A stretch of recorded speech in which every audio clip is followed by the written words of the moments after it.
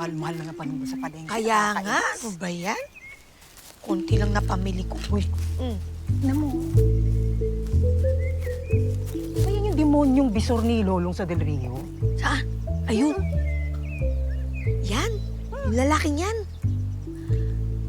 Eh, ba't parang nilalandi si Jonah? Hindi ko alam. Basta ang alam ko, malaki. Mayaman sa vitamina at minerals. Ay, kaya nga gigil sila sa mga nyug ko. Masustansya.